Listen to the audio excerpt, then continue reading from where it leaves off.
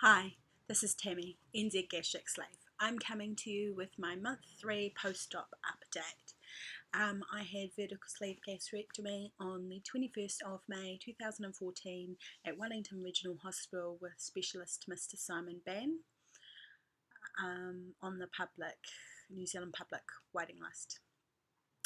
So month 3, if you watch my videos regularly, you would have known I would have had a week 13 yesterday. I like to keep my monthly updates separate as I go over different things in my monthly update. So my starting weight when I started seeing the dietitian was 113.6 kilos or 250.4 pounds. My start of my pre-op diet was 108.9 kilos or 240 pounds. My surgery weight was 103.9 kilos or 229 pounds. Month 1, I was 95.4 kilos or 210.3 pounds. Month 2, I was 90.6 kilos or 199.7 pounds. And this morning, I was 85.5 kilos or 188.5 pounds. So for the month, that is a loss of 5.1 kilos or 11.2 pounds, which I'm pretty stoked with. Yesterday's weigh-in, I knew I was only 100 grams away from losing 5k for the month, and I really wanted to attain that, so I'm stoked. I also took measurements this morning. No change on my neck. I've lost 3 centimeters off my bust, so that's just over an inch. I've lost 4 centimeters off my under bust, so that's almost 2 inches. I've lost 6 centimeters off my waist, so that's 2.5 inches. I've lost 2.5 centimeters off my hips. Yeah, I've lost 0.5 centimeter off my left bicep, nothing off my right bicep. 0.5 centimeter off my left forearm, nothing off my right forearm. 1 centimeter off my left thigh, 0.5 centimeter off my right thigh, 0.5 centimeter off my left calf, and nothing off my right calf. So big movements in the waist, bust, and waist predominantly, waist, under bust, hips. So I'm definitely losing it from my torso area. Pretty much nothing from neck, arms, legs, which would work out given the the changes that I've noticed while doing exercise. I went to a body balance class today, and I'm a lot better at the core work than I was 6 weeks ago. So I can definitely notice that the work that I've done with the body balance is coming off my core. So I'm not too worried about those measurements changes. Yesterday I also had my body composition done. So I go to this place in Thorndon called Body Systems, and they do a body composition report. So you would have seen me have one of these last month. So now I've got 2. So last month I did it the day after my 2-month surgery. So I can't remember whether I waited to do my 2-month until after it, or I know I definitely talked about last month's results. Now I've got something to compare them to. So last month my weight with them on the 22nd of July was 90.2 kilos. So that's was 400 grams down on my month 2 actual weight. I'm going to be doing these either the day before my surgery or as close to possible as the day before. My next one is scheduled for the 20th again, so that'll be exactly a month. So hopefully that will work. So last month my total body weight with them was 90.2 kilos. This month it was 86.1. So different scales. That was 400 grams up from what my scales had said on the same day, but different scales. So that's why I'm going to give you the measurements from here as well. My body fat percentage last month was 43.3% or 39.1 kilos. This month it was 39.7% or 34.2 kilos. So that's a loss of 4. I think it says somewhere on this back page, 4.9 kilos of fat loss. So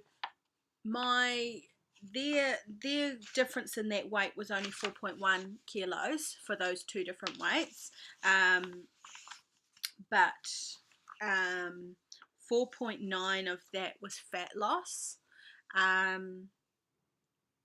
Now that works out because I've got a gain of 800 grams as far as my water, so we'll get to my water a little bit later on. So that does work out. So all the weight that I lost with them and more was fat, which I'm super stoked about.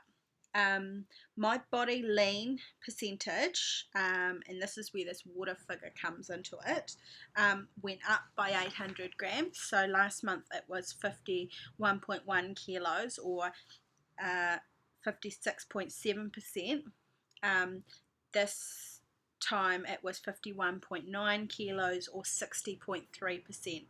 So that's a huge difference in a month. That's basically 3.6 percentage points changed in my body fat percentage, which I'm super stoked about. I mean, pretty much 5 kilos of fat. That's over 10 pounds of fat in 1 month has come off my body.